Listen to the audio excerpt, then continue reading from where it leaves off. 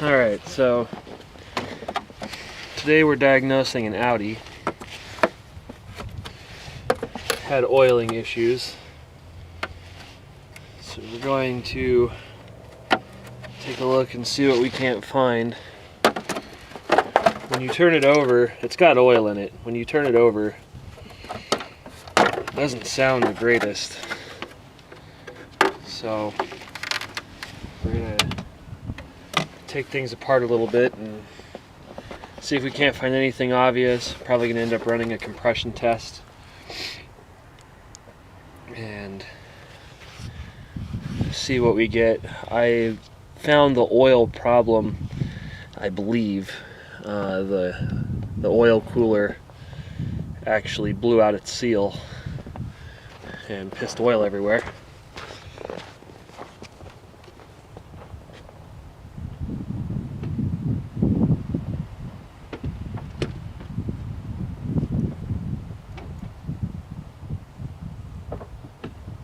That takes a Phillips.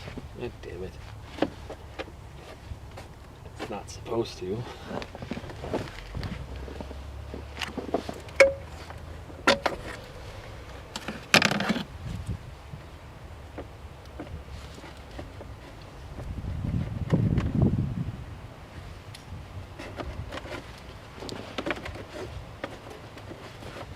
Well, maybe it is supposed to. I guess I have to go get a Phillips. Okay, so we're doing a compression test. So I got my gauge over here on cylinder number 1. All the other spark plugs are out, so I'm going to hold the throttle to the floor for a flood clear. I'm going to unplug the coil pack. Maybe.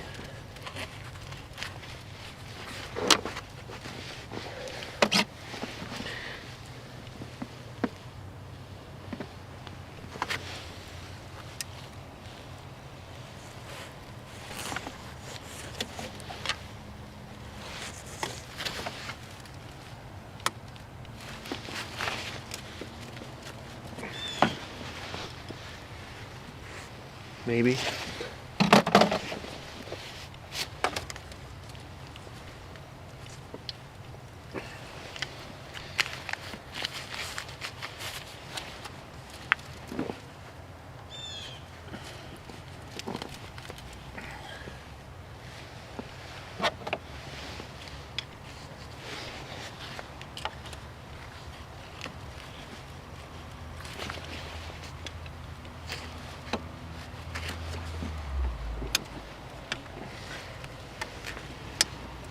There it goes. Alright, so we won't have spark in case fuel sprays. I'll hold the pedal all the way open, which does the flood clear on the ECU. And we'll see what our first number is.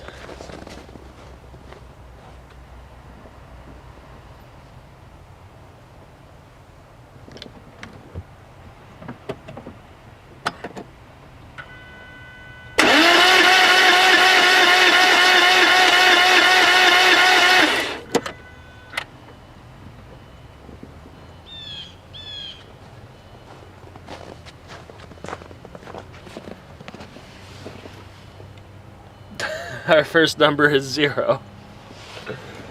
Oh no.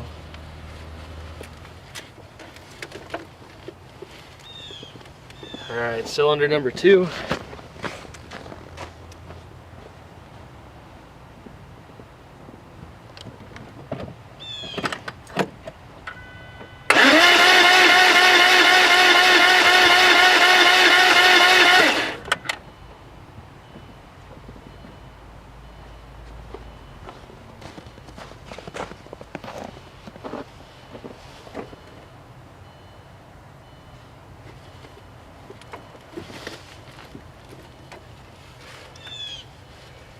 Cylinder number 2 is 0.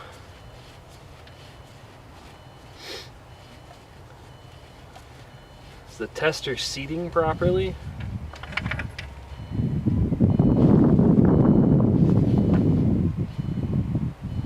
Well, it sure seems like it.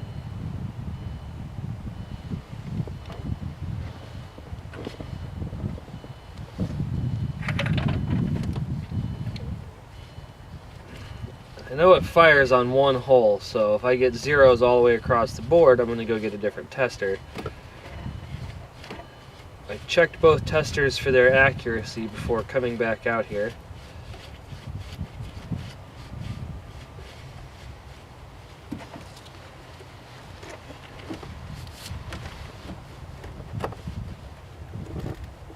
It's screwed in nice and tight.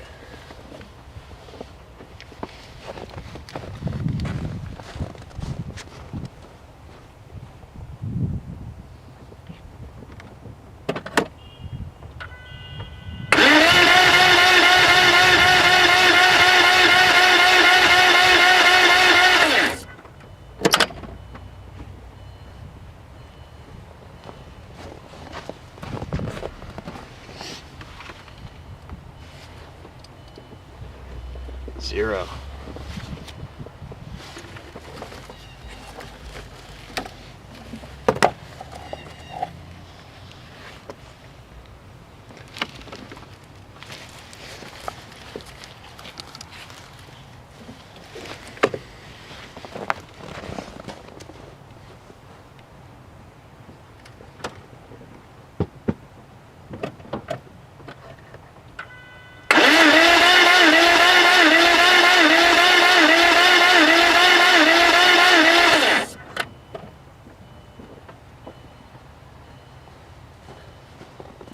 Alright, that one sounded like it loaded the starter differently. So we should have a, yep. Oh man, 30, it's like 51 PSI.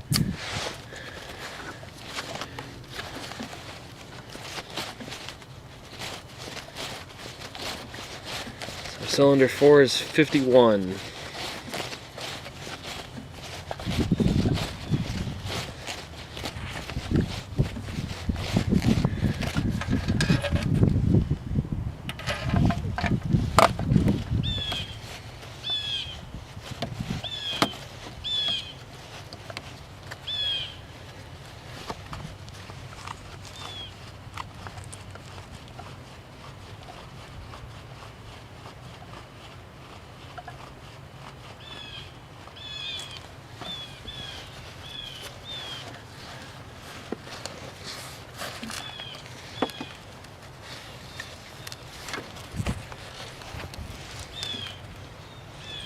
See if I can get that on camera.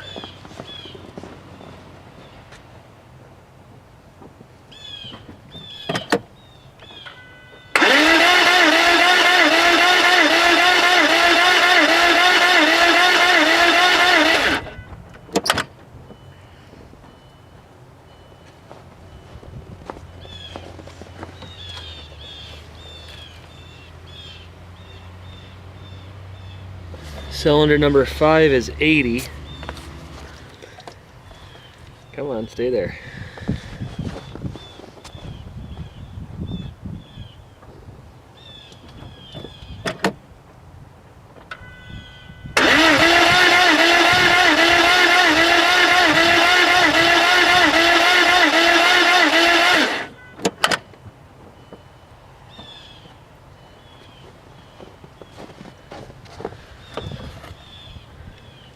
Cylinder number 6 is 85, so all 3 pots on this side have compression.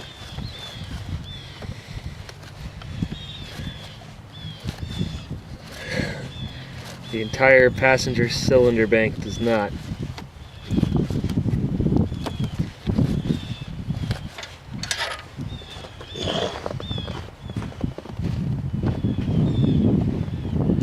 Okay, for this next test, I'm going back to one of the cylinders we read 0 on. I'm retesting the cylinder, and then I will pour oil into the cylinder to determine whether it's a valve or piston ring issue.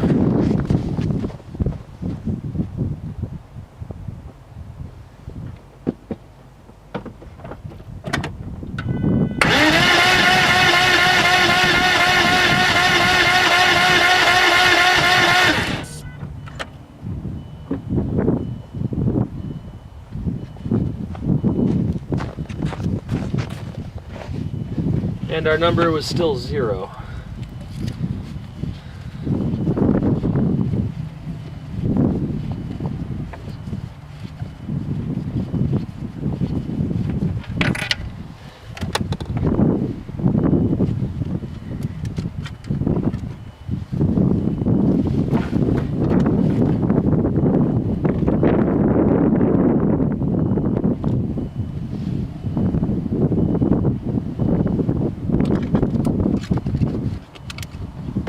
Alright.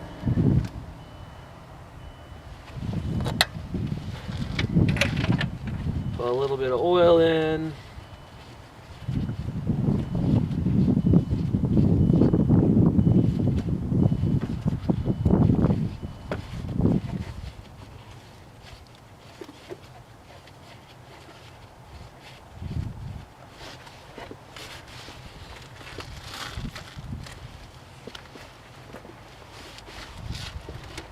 Alright, try this again.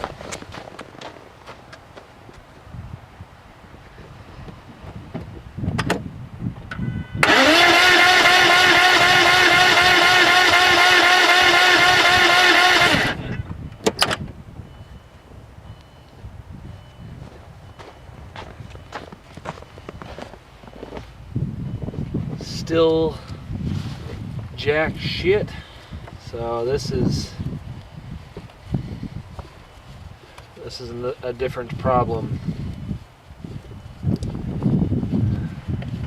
There's a valve collision of some kind.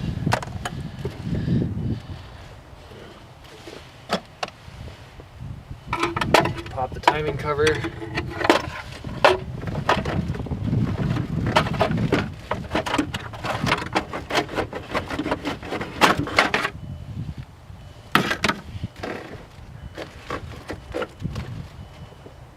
The belt there, it appears to be recently replaced, as the previous owner indicated.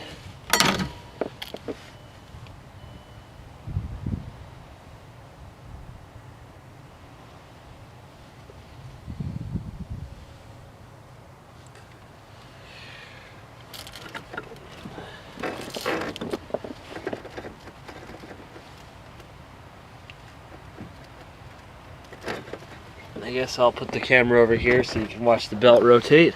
Make sure it rotates good using video. Okay, timing belt rotation test.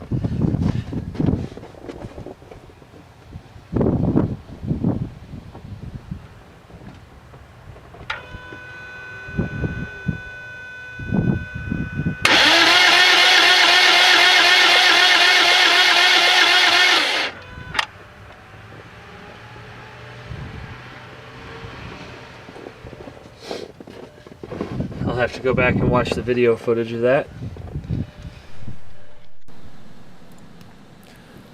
Okay, so now I have the borescope out and we're actually going to take a look down inside the cylinder. So I'm going to progress down through the spark plug hole of cylinder number 1. You'll probably see a little bit of oil from when I poured in there earlier. And there we go. You can actually see that a valve has indeed made contact with the piston. And you know this for sure because the carbon buildup on the top of the piston has been cleaned away from where the valve has actually kissed it. It looks like there might be a valve relief there.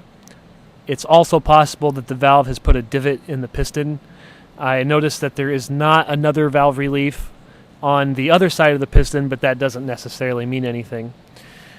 So it's clearly evident that the cam timing was thrown off. Given that there's only one kiss mark from a valve, it's possible that the cam timing between the two cams got thrown off internally because there's one cam sprocket for each cylinder head, but there's two camshafts in each cylinder head. So this would warrant additional investigation if this is something we actually wanted to fix on this engine.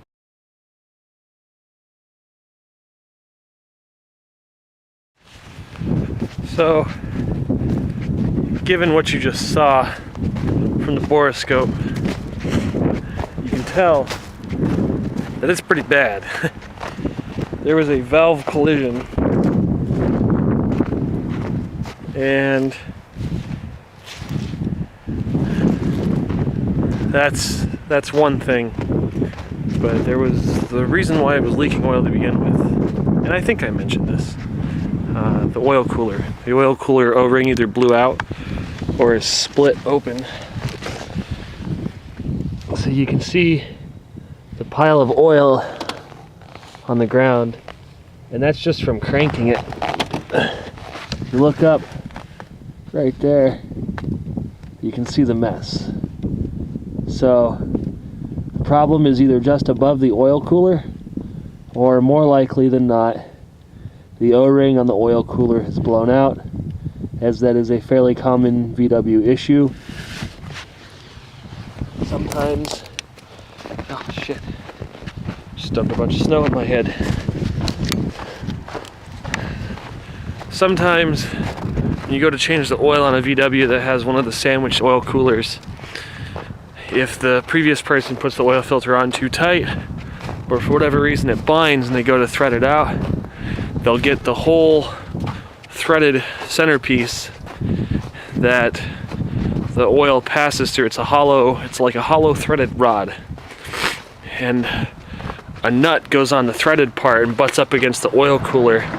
And the face of the oil cooler is actually the place that you screw the oil filter onto.